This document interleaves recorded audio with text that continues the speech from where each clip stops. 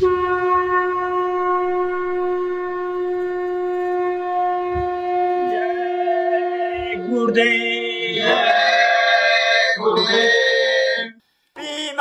से बचो बचाओ, शराब मांस को दूर हटाओ, हाथ जोड़कर विनय हमारी, हो जाओ सब शाकाहारी।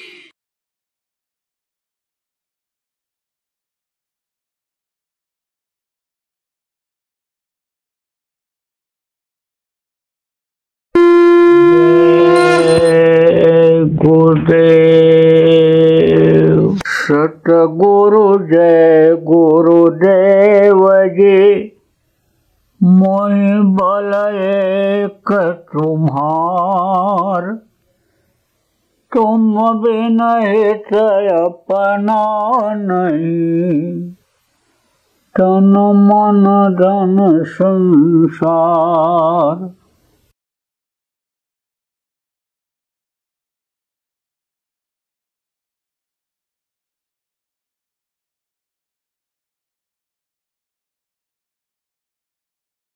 तो देखो प्रेम, ये अमावस्या पूर्णिमा, ये जो बातें हैं ये क्या बताती हैं?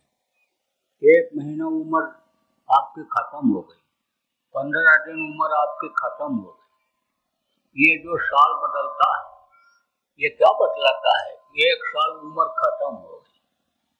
बहुत से लोग तो अपने लड़के का जन्मदिन मनाते हो, 5 साल का हो गया, आज उसका जन्मदिन है, पूरी मिठाई बनाओ, खाओ, खिलाओ, जश्न मनाओ, खुशी मनाओ। मेरा बेटा बढ़ रहा है, लेकिन बढ़ नहीं रहा है, घट रहा है। तो आज पूर्णिमा के दिन आपको इस बात को सोचना चाहिए कि आपकी उम्र पिछले पूर्णिमा से लेकर और आज तक के पूर्णिमा का 1 महीना आप ये समझो कि उम्र खत्म हो गई, सांसों की पूंजी आपकी खत्म हो गई। अब आप ये सोचो कि 1 महीने के अंदर हमने कितने श्वास लिए, और ये जो श्वास लिए इन श्वासों को हमने कहाँ खर्चा किया, किस काम में खर्चा किया? खाने में, पीने में, मौज मस्ती में, निंदा अपमान में, मार काट में, धन कमाने में, वैभव कमाने में कहाँ खर्चा किया? दुनिया के उन कामों में खर्चा किया कि जो आपके लिए कोई काम आने वाली चीज नहीं। आखिरी वक्त पर कोई चीज काम आती है? कोई काम नहीं। धन दौलत परिवार कोई काम नहीं आता। वही महल जो बनाता रहता है, घर आदमी बनाता रहता है, उसी से आखिरी वक्त पर निकाल बाहर कर देते हैं। जवान लड़का खड़ा, रिश्तेदार खड़े, पड़ोस के लोग खड़े, कोई मदद कर पाते हैं? अब आप सोचो कि जिस काम के लिए मनुष्य शरीर मिला वो काम हमने कितना किया। चलो ठीक है, सुबह का भूला शाम को घर अगर वापस आ जाए तो कहते हैं भूला नहीं कहलाता है।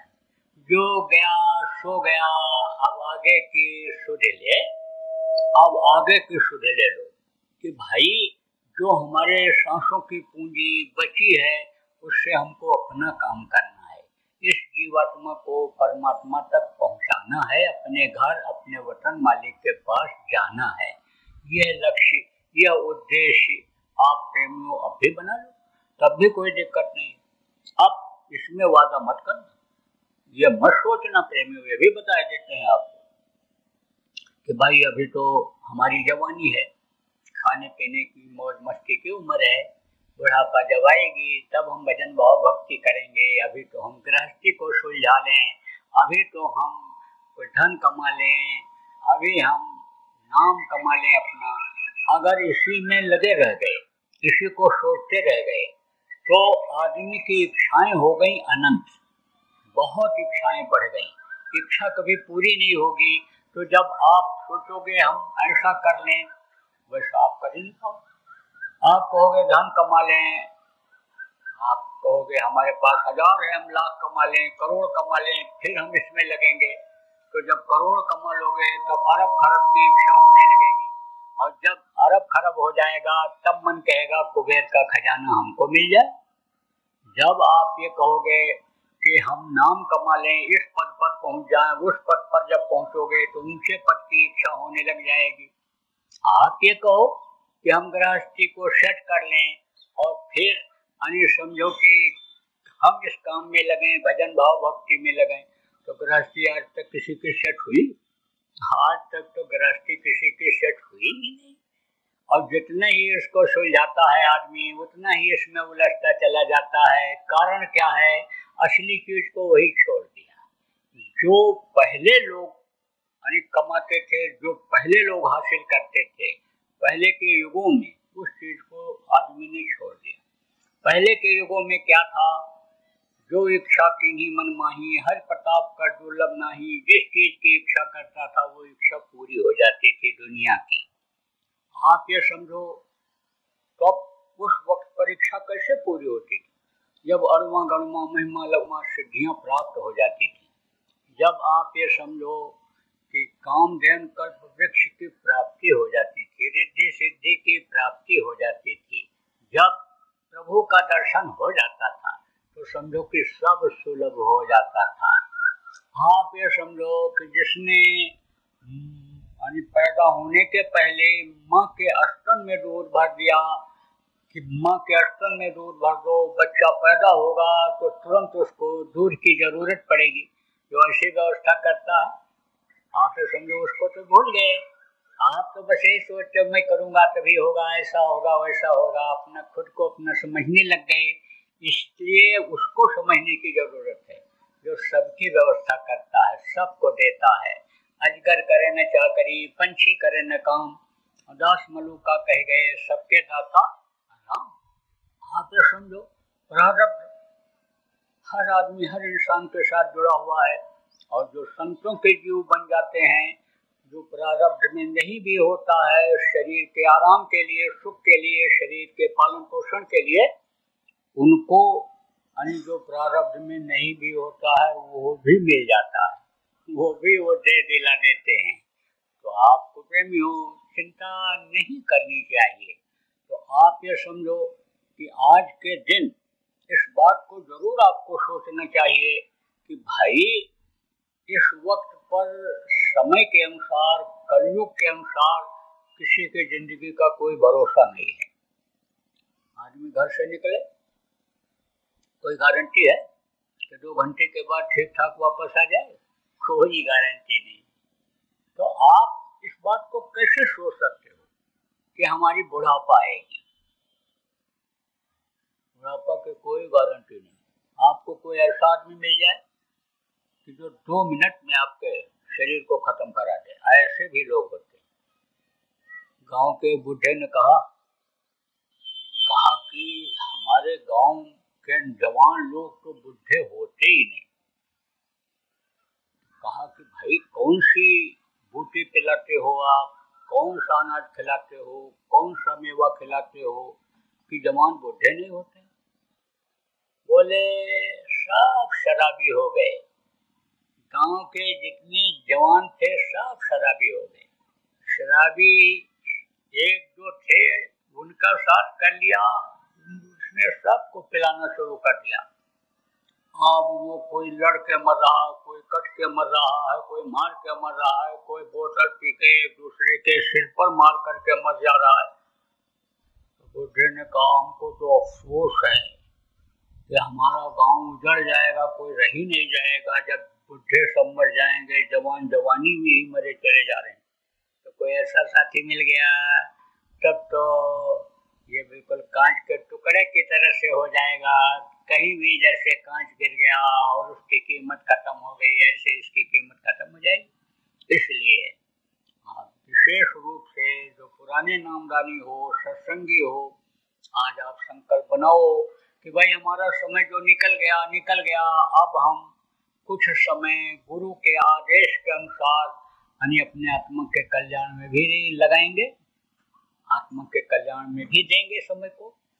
आप ये समझो प्रेमियों, गुरु महाराज कहा करते थे, गुरु महाराज के मिशन को लेकर हम भी चल रहे हैं। हम भी यही कहते हैं कि भाई 22 घंटा बहुत होता है आपके शरीर के पालन पोषण के लिए, काम करने के लिए। आप 2 घंटा अपने आत्मा के लिए निकाल लो, 1 घंटा सुबह शाम आप भजन कर लो, इबादत कर लो। आप जो लक्ष्य है वो पूरा हो जाएगा। मनुष्य शरीर, मनुष्य जीवन यह सार्थक हो जाएगा। जो नए लोग आए हो आपको बताऊंगा, पुराने लोग तो बहुत सत्संग सुनते भी रहते हैं। आप ये समझो कि ये जो ये इलेक्ट्रॉनिक चीज़ें जब से चल गई, जब से ये सब चल गया, तो यूट्यूब पर भी सत्संग आता रहता है और आप ये समझ लो कि चैनलों में भी आता रहता है, तो सुनते रहते हैं, इनकी जानकारी है। लेकिन आप जो पहली बार आए हो, नए लोग हो, उनको तो हमको मोटी मोटी बहुत सारी जानकारियाँ करानी है। तो मैं आपको बताता हूँ, जो नए लोग आए हो, भाई आत्मा का कल्याण कैसे होगा, ये जीवात्मा परमात्मा तक कैसे पहुँचेगी। इस मनुष्य शरीर में आप ये समझो भगवान का दर्शन, देवी देवताओं का दर्शन, अनीस जिस्मानी, मस्जिद में खुदा का दीदार, भूत परियों का दीदार कैसे होगा। वो गैबी आवाज, आकाशवाणी जिसको कहा गया, कैसे सुनाई पड़ेगा। जब कोई जानकार मिलेगा, रास्ता बताने वाला जब मिलेगा और उस रास्ते पर चलेंगे, उनकी जानकारी देने के बाद उनके बताए हुए अनुसार जब चलेंगे करेंगे, तभी ये मुमकिन होगा, तभी ये संभव होगा। तो जैसा मैंने बताया कि समय समय पर ये महात्मा फकीर इस धरती पर आते रहे हैं, औतारिक शक्तियाँ आती रही हैं, तो आप ये समझो कि संतों का आगमन भी इस धरती पर होता रहा। तो जिसको जितनी जानकारी रहती है उतनी जानकारी वो दिया करता है। देखो गुरु जी किसको कहते हैं, 5 पढ़ाते हैं उनको भी कहते हैं मास्टर जी, मुदर्रिस किसको कहते हैं, जो इल्म देते हैं, शिक्षा देते हैं, उनको कहते हैं। आप ये समझो चाहे 12 दर्जा पढ़ाओ, चाहे 8 दर्जा पढ़ाओ, चाहे 5 दर्जा पढ़ाओ, नाम सबका एक ही है, लेकिन जानकारी अलग अलग है। आप ये समझो ज़्यादा जानकारी वालों को कहते हैं ये डॉक्टर साहब, ये मास्टर साहब। आप ये समझो अलग अलग उनकी डिग्री हो जाती है पढ़ाई के अनुसार। इसी तरह से संत उनको कहा गया कि जिन्होंने भेद को बताया, सदगुरु उनको कहा गया जिन्होंने लोक और परलोक बनाया, लोगों का रास्ता बताया, रास्ते पर चलाया और मंजिल तक पहुंचा भी दिया। ऐसे भी रहे हैं, हमेशा रहे हैं, इधर 700 वर्षों से तो ऐसे रहे हैं।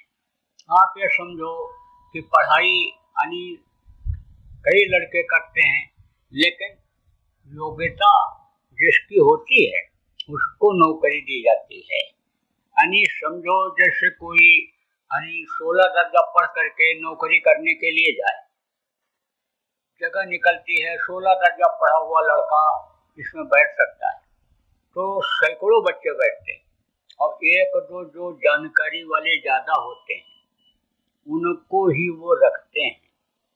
मान लो स्कूल में जिसको वांट कहते हो निकला, अब अप्लाई तो बहुत लोगों ने किया, लेकिन टीचर बनाने के लिए, प्रोफेसर बनाने के लिए जिसको ज़्यादा वो क्वालिफाइड समझते हैं, यानी जिसको योग्य समझते हैं, उसको ही रखते हैं। ऐसे ही संत गति वाले तो हो जाते हैं, पहुँच तो जाते हैं वहाँ, लेकिन अधिकार केवल एक को दिया जाता है, जीवों के कल्याण के लिए, जीवों के संभाल के लिए। जैसे आप देखो प्रथम संत कौन थे, प्रथम संत थे कबीर साहब। उनके बहुत शिष्य थे, लेकिन उन्होंने अधिकार किसको दिया, यानी अपने जाने के बाद अधिकार किसको दिया जीवों को संभालने के लिए, नानक साहब को, जिन्होंने वाहे गुरु नाम जगाया था। वाहे गुरु उनके मुंह से निकल गया था। अंतर में गुरु के रूप को जब देखा और गुरु के जलवा को देखा, तब वहाँ मांस के गुरु के शरीर की पहचान हो पाई। हड्डी और मांस के शरीर से संतों की पहचान नहीं हो पाती है। महापुरुषों को लोगों ने समय पर नहीं पहचाना। आप देखो जब चले गए तब अन्य लोग उनकी याद में मंदिर बनाए, मस्जिद बनाए, गिरजाघर बनाए, गुरुद्वारा बनाए उनकी याद में। आप ये समझो उनके लिए छाती पीट करके रोते, हाय हुसैन हम न हुए। लेकिन समय चूक उनका पछताने, समय जब निकल गया तो उससे कोई फायदा होने वाला तो है नहीं। जब डॉक्टर मर गया तो उससे हम इलाज करा करके ठीक हो लेंगे, कैसे हो पाओगे। डॉक्टर जो मौजूदा होगा उसके पास जाना पड़ेगा। तो जो उस समय पर उनके पास गया और उन्होंने युक्ति उपाय बता दिया, और उससे युक्ति उपाय से अंतर में जब पहचान हो गई तब उनके लिए मरने मिटने के लिए कुर्बान होने के लिए तैयार हो गया। तो देखा जलवा अंदर में, गुरु का जलवा जब देखा नानक साहब ने, तब अचानक बोल पड़े, वह गुरु वह गुरु वह गुरु वह गुरु। बच्चा जब नहीं चल पाता है, बैठा रहता है, लेटे लेटे चलता है, और जिस दिन खड़ा हो जाता है उसी दिन कहते हो वारे बेटा वारे बेटा। आप देखो जब फर्स्ट डिवीजन पास होकर के आता, वारे मेरे बेटा वारे मेरे बेटा वारे मेरे भैया, बोलते नहीं बोलते? ऐसे उन्होंने देखा गुरु के जलवा को, तो बोले वाह गुरु वाह गुरु वाह गुरु।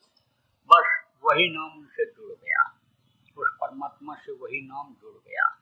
तो आप समझो कि उनको अधिकार दिया, उन्होंने वाहे गुरु का प्रचार किया, खालसा मत चलवाया, वो खालसा मत चलता रहा, 10 गुरु हुए। उसके बाद में 10 गुरुओं में जब सबसे छोटे थे, आखिरी गुरु थे गुरु गोविंद साहब, गए हुए थे कहाँ, दक्षिण में पूना में रतन राव साहब थे। रतन राव साहब को अधिकार दिया, नामदान तो बहुत लोगों को दिया, कुछ लोगों ने चढ़ाई भी किया, लेकिन अधिकार उनको दिया। फिर उन्होंने किसको अधिकार दिया? श्यामराव जी को दिया। श्यामराव जी ने फिर किसको अधिकार दिया? मतलब उन्होंने गरीब साहब को दिया। गरीब साहब ने इनको शिवदयाल जी महाराज को अधिकार दिया। शिवदयाल जी महाराज ने किसको अधिकार दिया? विष्णुदयाल जी महाराज को। विष्णुदयाल जी महाराज ने किसको अधिकार दिया? भूरेलाल जी महाराज। भूरेलाल जी महाराज ने किसको अधिकार दिया? गुरु महाराज को अधिकार दिया। तो आप ये समझो कि यह संतों की परंपरा रही है, और आप ये समझो कि एक को अधिकार दिए हैं, और वो जीवों को समझाए हैं, बताए हैं, घर की याद दिलाए हैं, और जीवों को लगाए हैं इस काम में, आत्मा के कल्याण में बहुत सारे जीवों को पहुँचाए भी हैं। जैसे हमारे गुरु महाराज थे, पूरे संत थे। आप जो प्रेमी समझ लो कि यहाँ पर बैठे हुए वो पुराने लोग, आप भूल और भ्रम में इसीलिए पड़ जाते हो कि आप गुरु महाराज के शरीर से ही प्रेम करते रहे।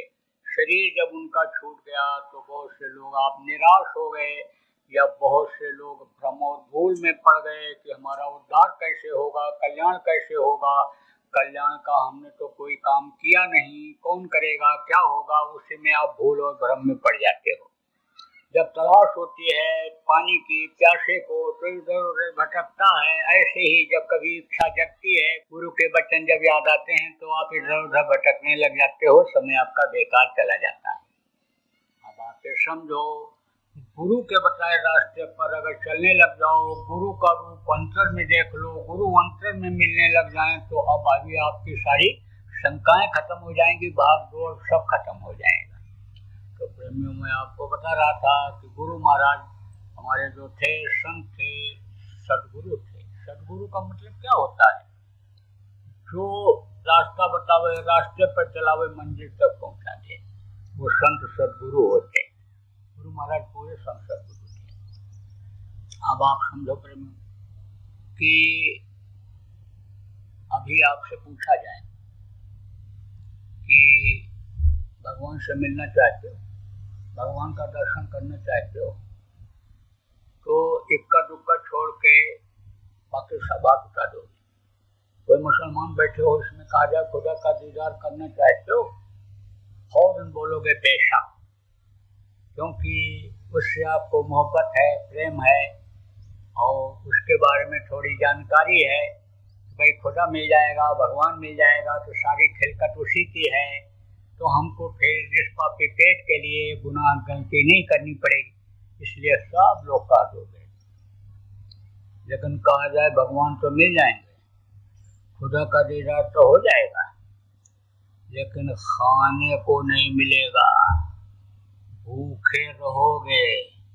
तो बहुत से लोग तो क्रोध में बोल दोगे, गुस्से में, ऐसे भगवान हमको नहीं चाहिए जो भूखे मार डालें। कुछ लोग जिनके संस्कार अच्छे हैं, ये कहोगे भाई भगवान से ही कह दो, खुदा से ही कह दो कि मेरा पहले पेट भर दें, तब हमको खुदा भगवान भी अच्छे लगेंगे।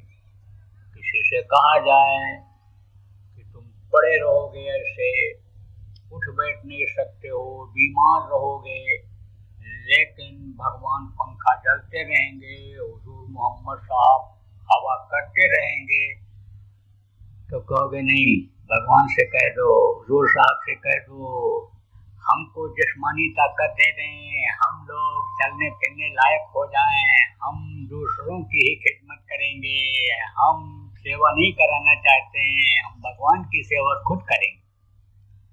कह दिया जाए निंदा हो जाएगा, अपमान हो जाएगा, बेइज्जती हो जाएगी तुम्हारी, तुम्हारा कोई मुंह देखना नहीं पसंद करेगा, लेकिन भगवान खुदा तुम्हारे साथ रहेंगे, तब कहोगे नहीं, ऐसे भगवान खुदा हमको नहीं चाहिए, भगवान से ही कहो, हमको इज्जत के साथ रखें। क्योंकि इन्हीं 3-4 चीजों के लिए आदमी सब कुछ करता रहता है, दिन रात दौड़ता रहता है। लोग बनाना इसी को कहते हैं, अच्छा खाना खाओ, अच्छा कपड़ा पहनो, शरीर से स्वस्थ रहो, सम्मान इज्जत रहे समाज में, लोग बनाना इसको कहते हैं। तो कहोगे भाई हमारा लोग ही खराब हो जाएगा तो हम पर रोक लेकर क्या करेंगे। तो आप ये समझो कि यह भी जरूरी है। आपसे ये कहा जाए कि आप 10 मिनट बैठो, आंख बंद करो और ध्यान लगाओ, याद करो उस प्रभु को, तो मन को रोक करके 10 मिनट क्या 5 मिनट भी 2 मिनट भी नहीं बैठ सकते हो, क्योंकि मन कहाँ लगा हुआ है, दुनिया की चीजों में लगा हुआ है, शरीर के सुख में लगा हुआ है, तो कैसे मन को रोक पाओगे। इसलिए मन को स्थिर करना, मन के अनुसार शरीर की चीजों को देना, सुख को देना, ये भी प्रेमियों जरूरी है। तो वो भी तरीका आपको बताऊंगा, और परमात्मा से, भगवान से मिलने का भी, खुदा के दीदार का भी तरीका आपको बताऊंगा। तो पहले तो लोक बनाने का तरीका आपको बताता हूँ। देखो, घर घर बीमारी, घर घर लड़ाई झगड़ा। आप कोई भले कहो कि हमारे घर में झगड़ा नहीं होता है, हमारे घर में बीमारी नहीं है, लेकिन मैं तो नहीं मानने को तैयार। और आप प्रेमियों समझ लो कि अगर कोई चैलेंज करोगे तो 1 नहीं, 2 नहीं, 10, 20, 50 को इसी में से बता दूंगा। इनके घर में कोई न कोई बीमार रहता ही रहता है, इनके घर में रोज झगड़ा होता है, रोज झगड़ा होता है। और मैं बताऊं इनके यहाँ होता है, कहोगे नहीं होता है, बुढ़े नहीं लड़े कभी हमारे घर में, समझो जवान नहीं लड़े, और पूछो बच्चे, तब चुप हो जाओ। बच्चे ही एक दूसरे का बाल गाल बच्चों का नोचते रहते हैं, ची पूं घूम पूं लगा रहता है। रुपया पैसा बहुत कमाते हो, बरकत नहीं मिलती है, कारण क्या है, सब मैं आपको बताता हूँ। देखो, शरीर के रोगी रहने का कारण यह है कि खून को आप बेमेल कर लेते हो। बेमेल खून किसको कहते हैं, पैदा जब हुए तो शाकाहारी खून लेकर पैदा हुए, जो चीज खाते हैं खून उसी का बनता है। जब मांस खा लेते हो खून उसका बन जाता है, तो शाकाहारी खून और मांसाहारी खून का तालमेल नहीं खाता है, तो तरह तरह की बीमारियां हो जाती हैं। विस्तार में बताने का समय नहीं है, कभी जब समय निकालोगे तो बहुत सारी बातों को विस्तार में आपको सुनाया जाएगा। जब हमारे आश्रम पर आओगे या जहाँ कहीं भी कई दिनों का कार्यक्रम आश्रमों पर होगा, तब या स्थानों पर होगा, तब आपको बहुत सारी बातें सुनने को मिल जाएंगी। लेकिन मोटी बात आप ये समझो कि खून बेमेल होने की वजह से ही बीमारियां बढ़ती चली जा रही हैं। लड़ाई झगड़ा इसी वजह से बढ़ रहा, क्योंकि खून जब गर्म हो जाता है और दिमाग के ऊपर जाता है, तब आदमी होश में नहीं रह जाता, मदहोश हो जाता है। नशा उसको उसी चीज का सवार हो जाता है जिस चीज को वो सोचता है। जैसे शराबी के दिमाग में ये आ गया कि ये मेरी पत्नी है, तो पहचान नहीं पाता है। आप ये समझो, चाहे चाची हो, चाहे बुआ हो, चाहे लड़की हो, सबका हाथ पकड़ लेता है। ऐसे ही क्रोध में जब आदमी आ जाता है तब ये नहीं देखता है मेरे पिता है, मेरा बेटा है, मेरी पत्नी है, परिवार का भाई है, कौन है, ये नहीं देख पाता। बहुत से लोग तो बोलते भी हैं, हट जाओ मेरी नजरों के सामने से, मेरा खून खौल रहा है। जब कोई चीज में गर्मी आती है तब वो चीज बढ़ती है। ये देखो साइकिल जा रही है, लड़का चलाता हुआ जा रहा है, इसमें ट्यूब लगी है, उसमें हवा भरा हुआ है। गर्मी जब बढ़ेगी तो वो हवा बढ़ेगा, तो ये ट्यूब फट जाती है, टायर भी फट जाता है। तो जब कोई चीज बढ़ता है तब आप ये समझो गर्मी पड़ती है तो वो चीज बढ़ती है। कोई गरिष्ठ चीज खा लो जो देर में हजम होने वाली है तो गैस बनेगा, और डॉक्टर के पास जाओगे तो कहेगा ब्लड प्रेशर हाई हो गया, खून का दौरा तेज हो गया, खून में गर्मी आ गई। ऐसे ही जानवरों का जो ये मांस होता है देर में ये घुलता है, देर में गलता है। जब पड़ता है तो इसमें गर्मी पैदा करता है। रोटी का एक टुकड़ा पानी में आप डाल दो, थोड़ी देर के बाद घुलने लगेगा, और कहते हो जिसको गलना, कुछ समय के बाद बस आधा एक घंटे के अंदर सब गल जाएगा, मिल जाएगा पानी। मांस का टुकड़ा डाल दो, 2 दिन नहीं गलेगा जल्दी, 2 दिन नहीं घुलेगा उसमें जल्दी। तो जब वो मांस पहुंचता है पेट में तब आप समझो गर्मी पैदा करता है, खून गर्म हो जाता है। खून गर्म हो जाता है तो अपराध कर डालता है आदमी की बात तो छोड़ो, जानवर का उदाहरण देकर आपको बताता हूँ। एक कमरे में 4 बैल बंद कर दो और एक कमरे में 4 कुत्ता बंद कर दो। बैल के लिए आप चारा डाल दो, रात भर खाएंगे, जुगाली करेंगे, गोबर करेंगे, सुबह दरवाजा खोलोगे, आराम से निकल जाए। और कुत्ते जिसमें हैं रोटी डाल दो, कुत्ते रोटी भी खाएंगे और रात भर भौं भां चूं चूं करते रहेंगे। सुबह जब दरवाजा खोलोगे किसी का कान कटा हुआ, किसी का पूंछ कटा हुआ, किसी के पैर से खून बहता हुआ दिखाई पड़ेगा। क्यों? क्योंकि मांसाहारी है, क्रोध जल्दी आता, नोचेंगे एक दूसरे को, काटेंगे एक दूसरे को। तो प्रेमियों, मांसा आहार मत करो, कोई भी जानवर का मांस मत खाओ, बहुत बड़ा पाप भी है। देखो कहते हैं ना कि निर्मल मन जन सो मोह पावा, मोह कपट छिद्र न भावा। जिसके अंदर कपट होता है, छल होता है, कपट होता है, धोखेबाजी होती है, बेईमानी होती है, यानी जिसकी नीयत खराब होती है, कहते हैं हम उसको नहीं भाते हैं, वो हमको प्रिय नहीं है। भगवान कहते हैं, कहा गोस्वामी ने कि प्रभु कहते हैं, भगवान कहते हैं हम निर्मल मन को पसंद करते हैं। ऐसे ही प्रभु निर्मलता पसंद करता है। आप ये समझो आपके अंदर निर्मलता क्यों नहीं आती है? इसी वजह से नहीं आती है कि अंतःकरण आपने गंदा कर लिया, अंदर में आपने स्थान को गंदा कर लिया। देखो कितना पूजा पाठ लोग करते हैं, कितना हवन करते हैं, कितना रोजा नमाज अदा करते हैं, खैरात बांटते हैं, लेकिन सुकून मिलता है, शांति मिलती है? नहीं मिलती है। इबादत कबूल नहीं होती है। 5 वक्त नमाज अदा करते हैं लेकिन इबादत कबूल नहीं होती है। क्यों नहीं होती है? इसलिए कि मस्जिद ही गंदी है। गंदी मस्जिद से, गंदे मंदिर से आप इबादत पूजा करते हो, आप यानी मानो मंदिर को गंदा करके गंदे स्थान से उसकी प्रार्थना करते हो, गंदे हाथों से आप यानी उसकी सेवा करते हो, इसलिए वो कबूल नहीं करता है और बल्कि नाराज होकर के सजा देने लगता है। जब उसकी रूहों को, उसकी जीवात्माओं को आप सजा करते हो, मारते हो, काटते हो, तड़पाते हो यानी और उसके मांस को खा जाते हो, तब वो नाराज होकर के सजा दे देता है। तो प्रेमियों आप समझो कि इस मनुष्य शरीर को आप साफ सुथरा रखो, इसको गंदा मत करो, नहीं तो वो पूजा उपासना कबूल नहीं होगी। अब आप ये समझो कि कहा है बुजुर्गों ने कि कम खाओ और गम खाओ। बुढ़ों के पास बैठना चाहिए जवानों को, बड़ी इल्म देते हैं, बड़ी शिक्षा देते हैं, अनुभव देते हैं, इसको शेयर कहा जाता है, अनुभव शेयर करते हैं। ऐसे ही बुजुर्ग माताओं के पास बहुओं को बैठना चाहिए, सीख लेनी चाहिए, लेकिन जल्दी कोई बैठते नहीं। अब उनकी बातों पर भी लोग गौर नहीं करते, गौर करना चाहिए। कहा कम खाओ, कम खाओगे तो बीमारी नहीं आएगी, हजम हो जाएगा आराम से।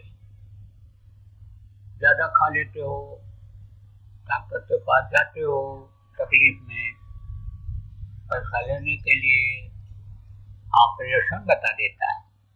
अब इतना डरवाता है साथ में जाने वाले लोगों को कि जान बचाने के लिए जमीन भी बिकवा देता है, गाय बैल बिकवा देता है, औरत का जेवर तक बिकवा देता है।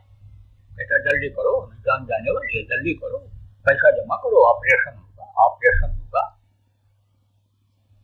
देखो भारत का संविधान जब बना था तब उस समय की परिस्थितियां और थी, अब बदल गई। अब उस कानून नियम के अनुसार आदमी को न्याय सुरक्षा, रोजी की यह समस्या कभी सुलझ नहीं सकती, कभी न्याय सुरक्षा मिल नहीं सकती। परिवर्तन की जरूरत है। आप देखो प्रेमियों, 50 लाख रुपया दे करके लड़का एडमिशन कराता है, किसमें? MBBS में, डॉक्टरी पढ़ने के लिए। 5 साल पढ़ाई किया, फीस जमा किया, लौट करके आया, 5 करोड़ 10 करोड़ रुपया कर्जा लेकर के नर्सिंग होम बनवाया, अस्पताल बनवाया, तो 500 रुपये के फीस से वो चलेगा? कर्जा भी नहीं भर पाएगा, ब्याज भी नहीं दे पाएगा। तो उसके पास जाओगे तो वो तो हलाल करेगा ही करेगा, तो लेटाएगा टेबल पर, पैसा भी लेगा, पेट भी फाड़ देगा।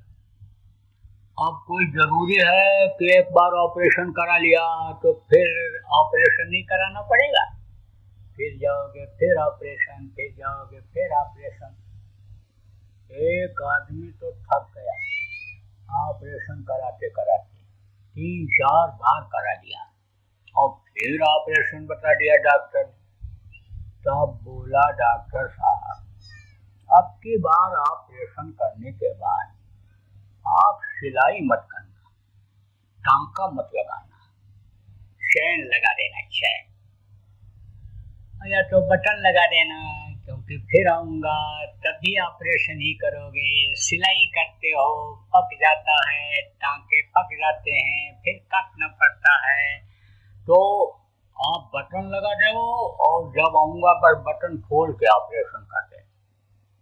तो प्रेमियों, ऑपरेशन से बचना चाहिए ज़्यादा से ज़्यादा, क्योंकि ये जो पतली नसें आपको बताया शरीर के अंदर 72,000 हैं, ये जो कट जाती हैं, जुड़ती नहीं हैं, तो आप ये समझो सिस्टम शरीर के विकास का बंद हो जाता है, शरीर का सिस्टम बिगड़ जाता है। अब आप कम खाओगे तो काहे को आपको ऑपरेशन कराना पड़ेगा? आप नियम और संयम से रहोगे तो क्यों वैद्य डॉक्टर के पास आपको जाना पड़ेगा? गांव के लोग बुजुर्ग कहते हैं, खाए के मुँह ते परे उतान, 108 के परमान, 32 माएँ 16 दाएँ, तब रस बने अन्न के खाए।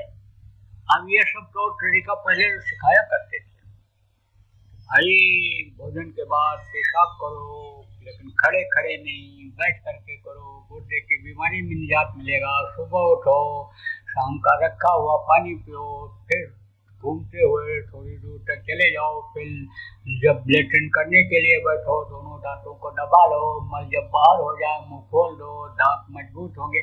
बहुत सारी चीज़ों को सिखाते थे बुजुर्ग लोग, लेकिन हम बुजुर्गों के पास, बुढ़ों के पास बैठते नहीं लोग।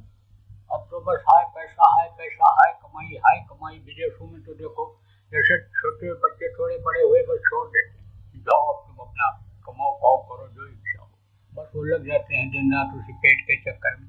जय गुरुदेव। सरकारी व गैर सरकारी अनुदान के लिए बिना सत्संगियों के सहयोग द्वारा जनहित के कार्यों में लगी हुई बाबा जय गुरुदेव धर्म विकास संस्था का मुख्यालय पिंगलेश्वर रेलवे स्टेशन के सामने मक्सी रोड, उज्जैन, मध्य प्रदेश में है।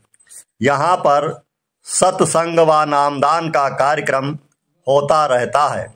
अतः आप श्रोताओं से अनुरोध है कि बाबा उमाकांत जी महाराज के आश्रम उज्जैन एक बार परिवार सहित जरूर पधारिएगा। आपके सुझाव के लिए व्हाट्सएप नंबर 9575600700। जय गुरुदेव, जय गुरुदेव।